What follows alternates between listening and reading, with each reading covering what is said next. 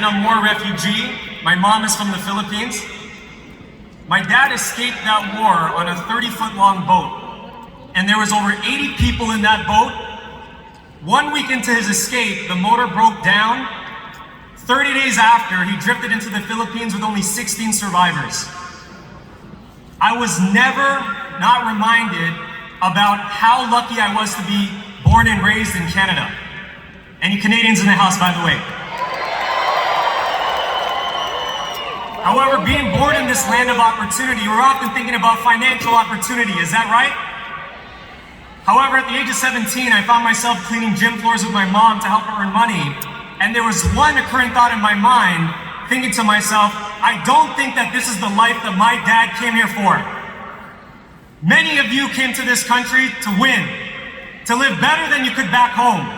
And I started to think to myself, what was I going to do to change my family's life? So just like many people, I was told to go to school, get good grades, and get a degree. You can keep going. I went to school in the United States because I was an athlete.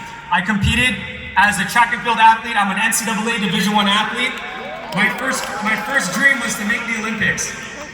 And in order to fund that dream, because track and field is not a lucrative sport, I decided to start working. Although I was accepted to do my doctorate degree, I think most immigrant parents, we want our children to be doctors, right? Anybody Filipino, yeah. And although I was accepted, it was a financial decision I needed to make. Without my scholarship, with having to pay for a living in downtown Brooklyn, New York, in a graduate program, without an athletic scholarship, this was going to be a significant six-figure decision for me.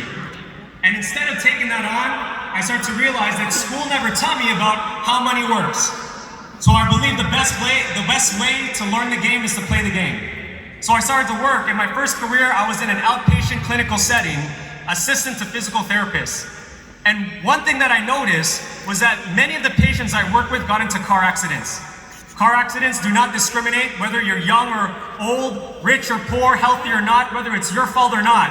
You guys with me on that? Yes. It could happen to any single one of us. And I started to see the major discrepancy between the wealthy and the working class. And I started to think to myself, how many of these individuals cannot recover once they run out of insurance and savings money?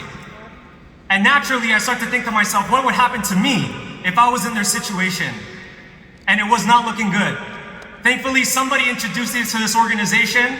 4 years later, I'm proud to say I know exactly what would happen if I'm not able to work. Not being able to fulfill my Olympic dream, I made a decision to do this business because I realized as an athlete, I could not help other people win to the same degree as myself. The better I got, the more I separated myself from the rest. But in this business, you can succeed by helping others achieve their freedom. Yes! This is the best business on the planet. Yes, I have over 50 people in the stands coming to this convention today from all over North America. Wow. And we have to play this game to win. That's right. Are you guys ready to win? Yes! We have to work like we're saving the world. You guys heard the International Rescue Committee, how much we're donating to charity. Charity water. The work that you do here are changing lives of people. You don't even know their name and they don't know yours, but you go into the field every day because you know the difference that you make. Let's work like we're trying to save the world because we can. Thank you. See you at the top.